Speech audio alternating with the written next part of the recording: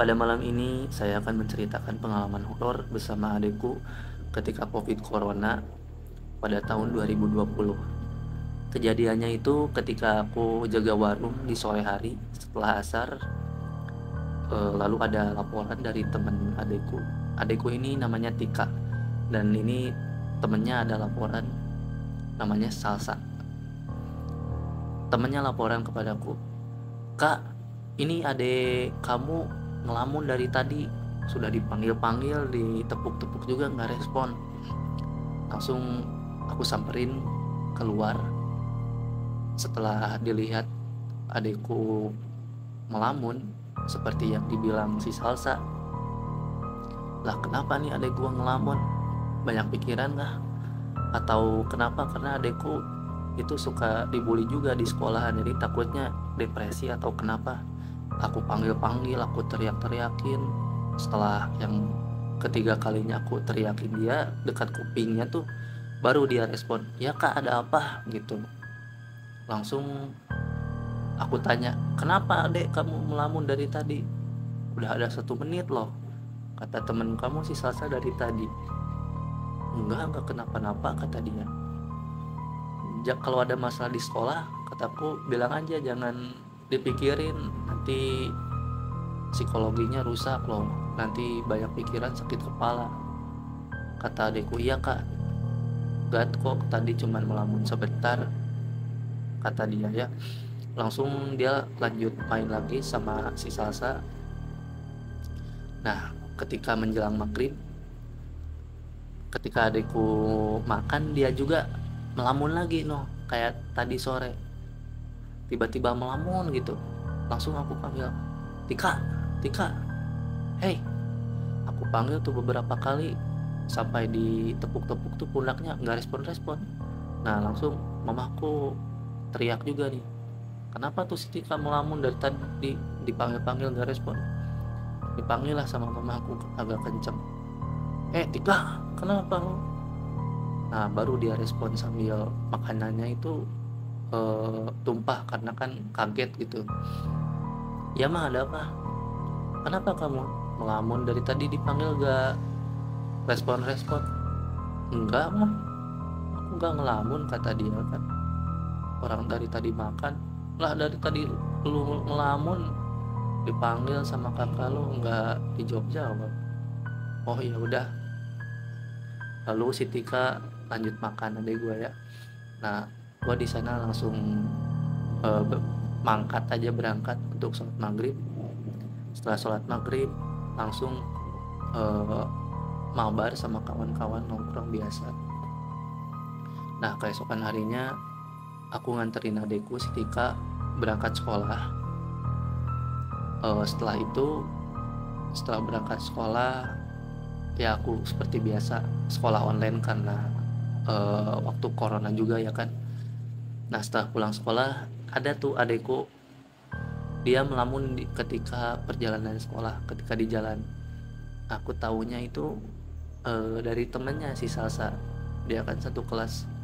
Kata si Salsa ke gua kan, "Kak, tadi si Tika melamun noh di jalan, hampir ketabrak dia." "Wah, melamun kenapa? Kayak kemarin?" "Iya noh, dia melamun, tiba-tiba melamun aja gitu lama. Terus aku teriakin ke telinganya, baru dia ada gerak respon." Gua di sana heran, di anak kenapa ya ngelamun baik dari kemarin, udah melamunnya gitu aneh, apa dia banyak pikiran gitu ya, kataku. Karena kan adekku suka dibully gitu di sekolah, suka kadang pulang sekolah itu nangis, dia suka dinakalin sama teman-teman sekelasnya, ya suka ada yang galak lah gitu. Nah, lanjut di sana setelah adekku pulang, gua berbicaralah bersama si Tika. "Tika, kenapa kamu suka melamun? Ada masalah di sekolah? Kalau ada masalah atau ada yang bully, ada yang suka jahil sama kamu, bilang aja." Terus adekku jawab, "Ya kak, emang ada yang bully, cuman nggak ngelamun kok." Dia bilangnya nggak ngelamun gitu. Setelah melamun itu dia nggak sadar melamun gitu. Anjir, kaget kucing, gila. Nah lanjut, ya udah nanti jangan melamun-lamun tiba-tiba begitu ya, bahaya loh, apalagi sampai di jalan tiba-tiba melamun gitu, masih muda banyak melamun. Nah lanjut, malam pun tiba. Ketika setelah sholat maghrib aku tuh nongkrong sama teman-teman lagi mabar main FF ya. Waktu itu covid corona tuh lagi tren-trennya Free Fire. Nah datanglah temanku cewek, si Novi. Dia bilang kesini ke aku ya, sini Sin, aku mau ngobrol sama kamu sebentar, kataku. Kata si Novi. Terus kataku, ya ada apa Nov, tumben lu mau ngajak ngobrol pribadi sama gua? Ya pengen ngobrol aja, ini penting soalnya. Ngobrol lah aku sama si Novi berdua di warung. Di warung kan ada meja dan kursi. Sambil ngopi gua sambil ngobrol sama dia. Sebelumnya perkenalkan ya, nama gua suka dipanggil Sin. Kalau nama asli sih panjang, tapi suka dipanggil Sin aja gitu. Nah ngobrol lah gua sama si Novi di sana. Sin, gua tadi lihat adek lu itu kayak bawa-bawa makhluk goib gitu. Lah makhluk goib apa, kata gua ya. Emang kenapa gitu Nov?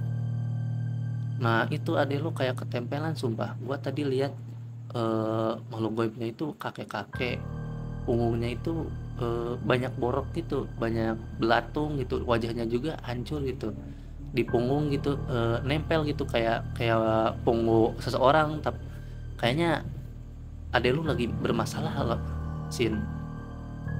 Terus di sana gua kaget dan agak melamun dulu ya sebentar, karena setelah dipikir-pikir adek gua suka melamun mungkin karena ketempelan kali ya. Nah di sini si Novi itu bisa lihat hantu ya, karena mata batinnya kebuka. Cerita dulu ya sebentar.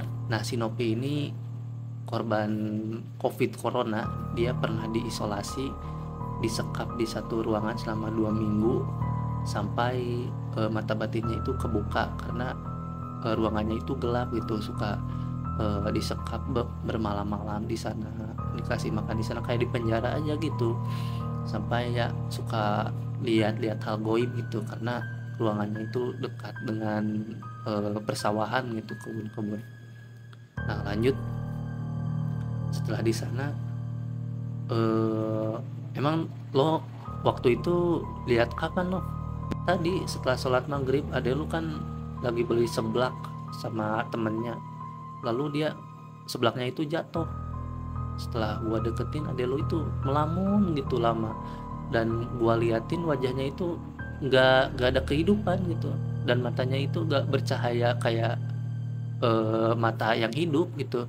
Jadi seolah-olah mata yang kopong itu gak ada kehidupan. Ya gitulah, kayak orang kesurupan wajahnya, cuman dia melamun aja gitu, diem. Nah setelah si seblaknya itu tumpah, dirasa panas mungkin adek lu, langsung dia teriak. Dan gua di sana kaget karena adek lu itu bau bangke, sumpah. Ya mungkin karena makhluk goib ya. Kalau orang lain mungkin nggak bakal mencium aromanya dan nggak bisa lihat, karena yang bisa lihat dan rasakan aromanya itu yang ada yang punya mata batin gitu, kata dia ya. Di sana sontak gua kaget dong. Terus dia nyaranin ke gua diruqyah aja, atau enggak dikasih air doa gitu, air doa Yasin apa kayak gitu, ayat suci Al-Quran sama ibunya, kata si Novi. Terus di sana gue langsung mau pulang aja deh.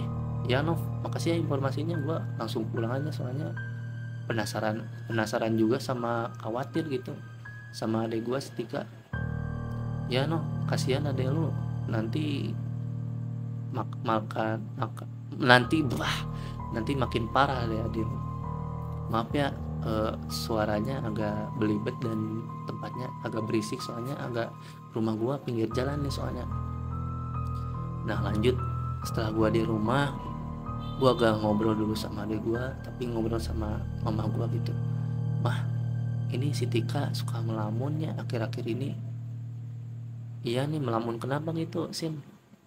Ya melamunnya itu gak normal gitu, gak wajar.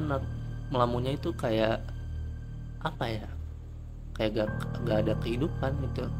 Coba deh mama lihat kalau si Tika ngelamun kenapa. Nah ini adik gua ngelamun itu udah 1 tahun ya sebenarnya, cuman ini gua cerita dipersingkat aja gitu, soalnya takutnya kelamaan gitu, ngapain gitu gua cerita 1 jam adik gua melamun gitu, jadi gua persingkat aja ya ceritanya. Anjir berisik banget dah sumpah, suara motor ya, maaf ya. Nah lanjut, di situ mama gua juga langsung ngeh bahwasanya si Tika melamun itu bukan melamun biasa, melamun karena kemasukan makhluk goib gitu. Nah setelah gua ceritain si Tika kemasukan atau ketempelan makhluk goib apa ke emak gua, langsung dia sholat tahajud, buatin air doa gitu waktu tengah malam, soalnya mamaku kalau tengah malam suka sholat tahajud gitu. Nah setelah sholat tahajud mamaku dan bikin air doa dari ayat kursi, surat Al-Mulk, Yasin, Al-Waqiah, Ar-Rahman.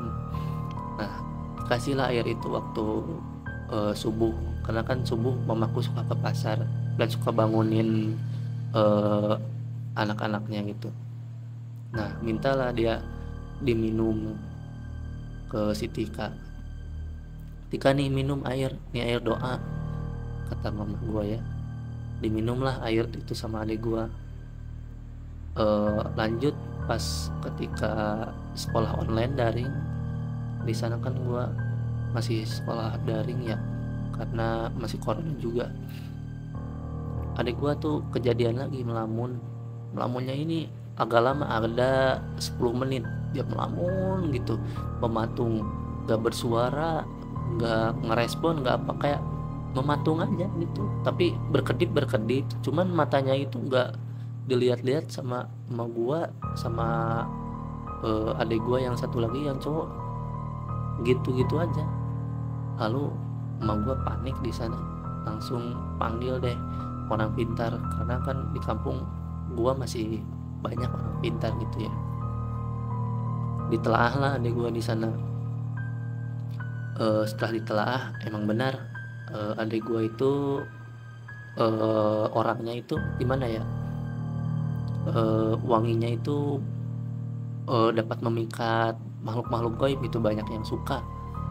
Nah di situ adik gua ada yang bersemayam makhluk gaib, seorang kakek-kakek seperti yang dijelaskan tadi.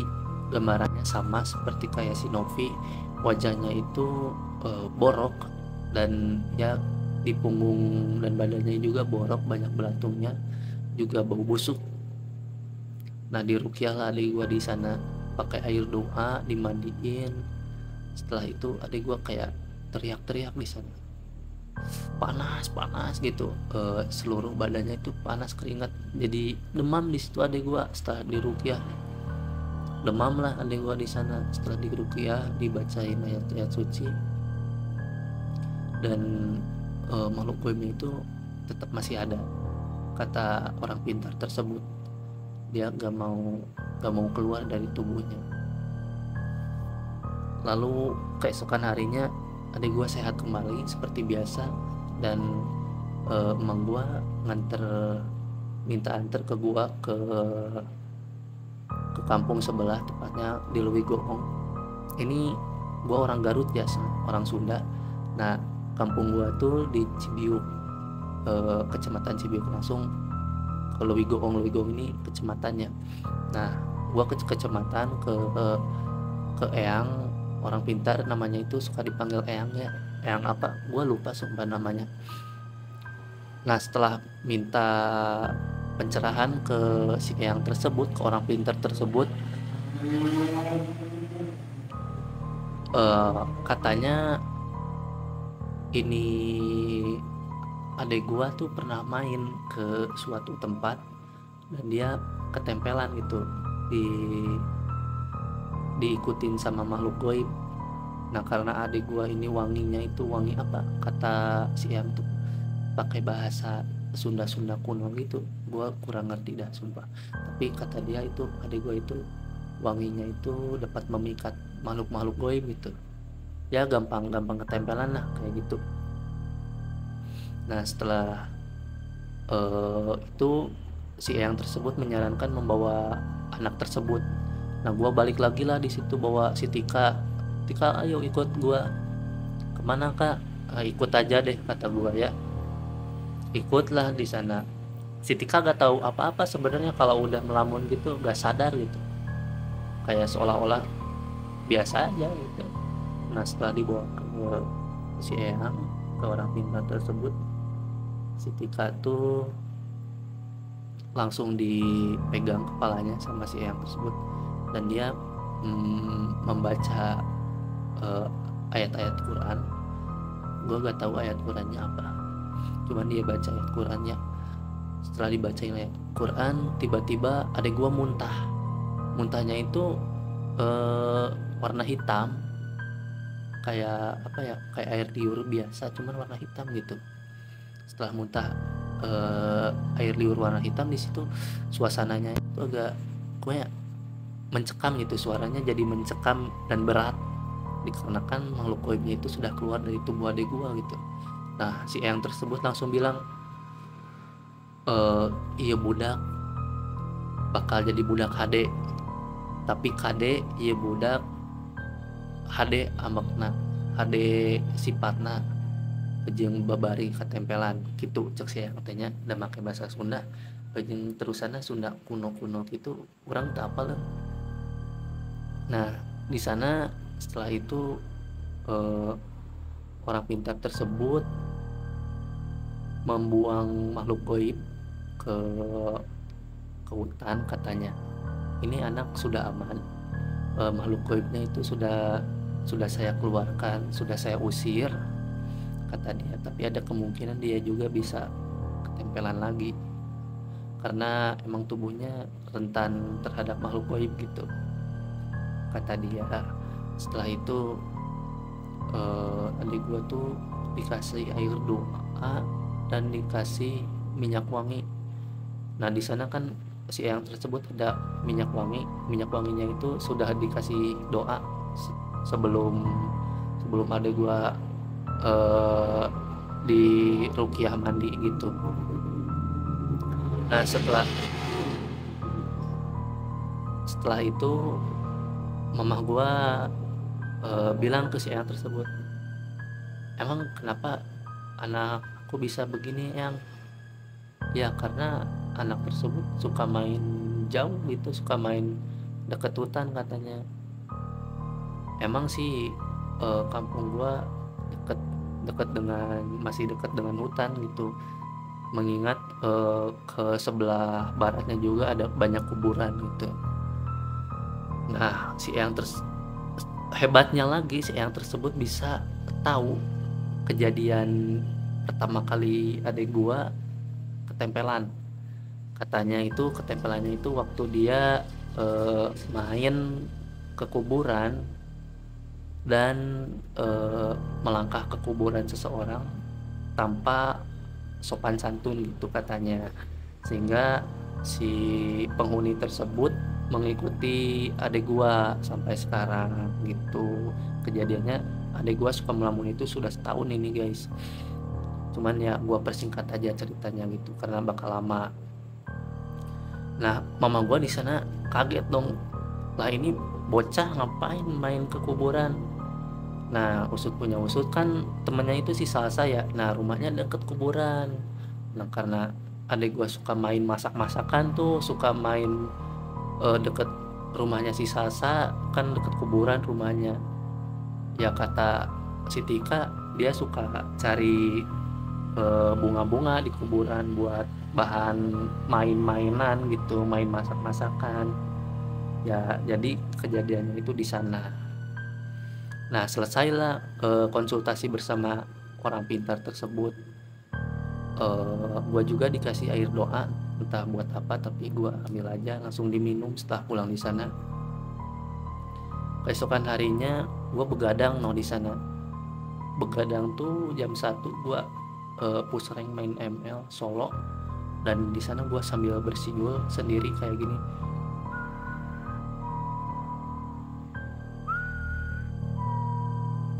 Nah, setelah gua bersiul di sana sambil main Mobile Legend, ngerinya lagi di sana ada yang meniru siulan gua, cewek, tapi siulannya itu nyaring, dan setelah bersiul dia itu ketawa.